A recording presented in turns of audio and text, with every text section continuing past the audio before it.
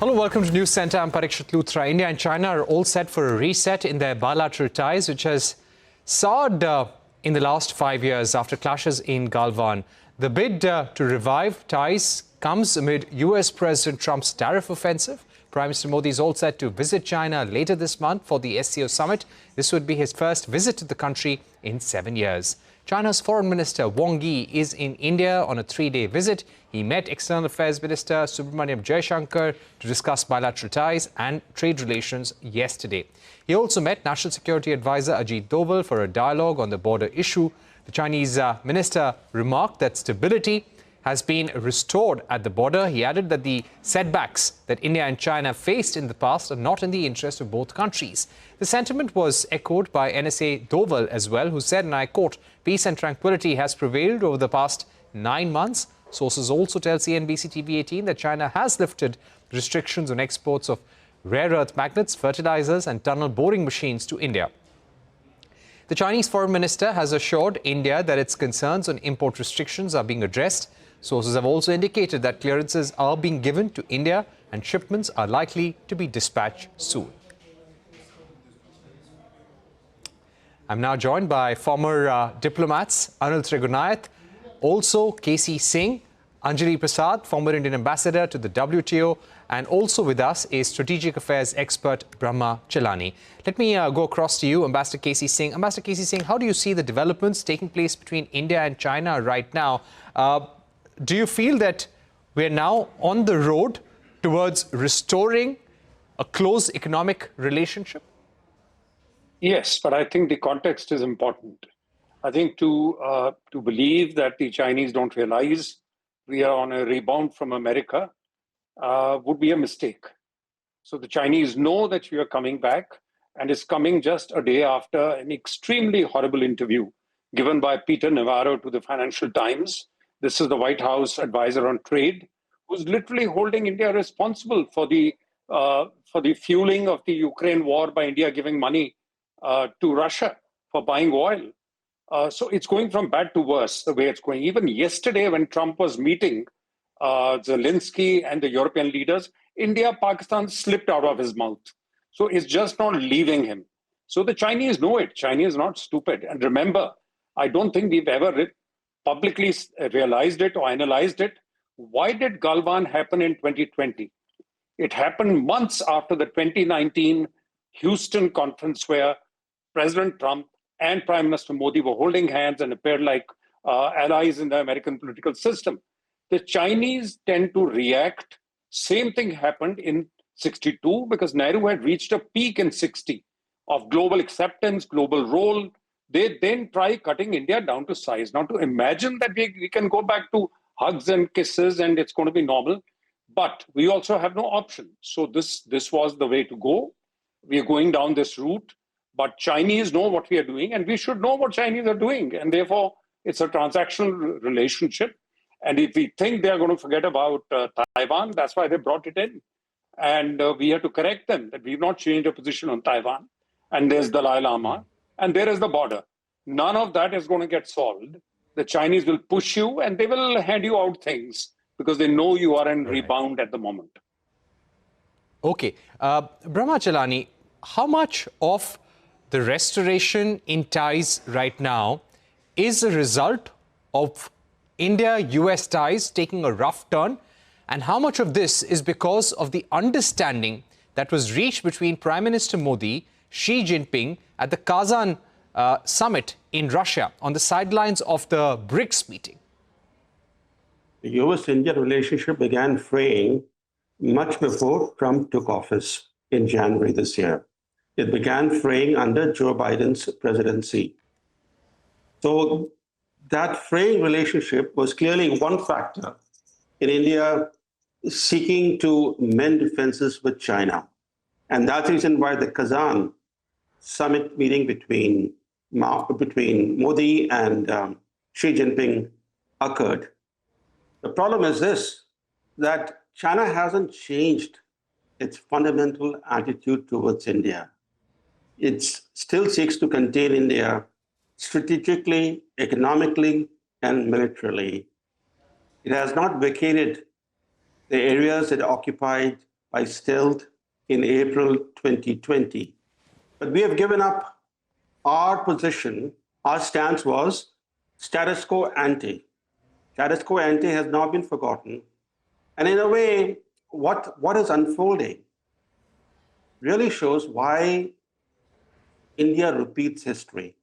Under successive governments, it's been happening. Because in fact, since 1947, one factor has remained constant in Indian policy: a defensive, reactive, and ad hoc approach to strategic developments impinging on India's core interests.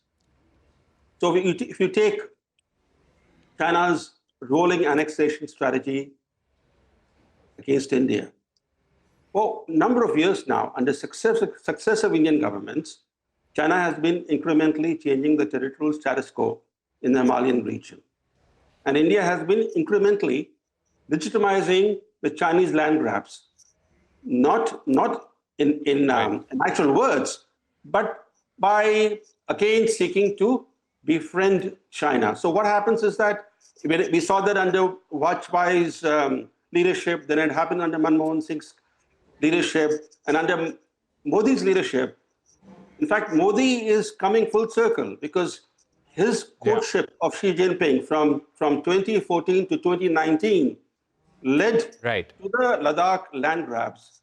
And now he's on courtship 2. And we know the result of this courtship 2 would be that in a few months from now, you'll be discussing, why did China stab India? Why were we taken by surprise? Something will happen within months that will again show that we are repeating history. That's an important point. You're saying you cannot have an ad hoc approach to strategic relations, especially for an adversary like China. Let me go across to Ambassador Trigunayat. Ambassador Trigunayat, we know what we want from our relationship with China. We want those informal economic sanctions to be removed. We want less unpredictability in the relationship.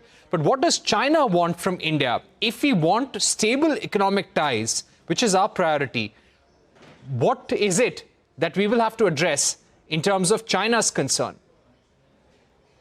Well, Parikshit, as the previous speakers have said, and I would agree that as far as China is concerned, it is going to remain a major challenge for you in every geography, not only in the bilateral domain. So that is the bottom line. But that means that we'll have to work out together as to how to deal with this big power next to us. Our dependencies are very much there. How to reduce the shocks. As you rightly mentioned, that now they have agreed to lift, restrictions, export restrictions on the magnets, rare earth magnets, and the boring, the tunnel boring things and all. So those are very important things for India as well. Likewise, our trade with them is significant, even though this is greatly in their favor, but it is making your own industry drive until such time that you become self-reliant yourself. So we'll have to see, and China also looks at India as a major market. And that's why when we are talking about these border trade markets or some kind of a border trade, we are opening some of those borders. Now, that is something that is going to give us and the Chinese some kind of a CBM that, yes, we can move on. But the biggest problems remain unresolved as of now. And one of them is, of course, he discussed with NSA, and of course, both sides have mentioned that there should be a mutual respect. But so at the moment, I would say that whatever verbosity has been used in the statements coming out from both sides tends to give you that they both are at the moment committed to carry on some kind of a normal relationship. We can't be friends because still we have the central issues addressed. But it is very important to continue to talk to China, try to extract as much as we can to our advantage. And if we can keep them off from deteriorating any further, that could be useful for us. And China is also looking exactly the same way, because India is not a walkover. Right. That's an important point. Anjali Prasad, if I can come to you, ma'am, do you feel that it's important for us to consider revisiting economic relations with China? Currently, there are restrictions on Chinese investments. should we consider doing away with Press Note 3, which says investments from China, land bordering countries, cannot come in automatically, they have to be vetted. In any case, we are clearing Chinese JVs on a case-by-case basis in non-strategic, non-sensitive sectors. Do you think we should open up, give them a level playing field? Is this important for India's own national security and industrial interest? Okay, thank you for having me on your show.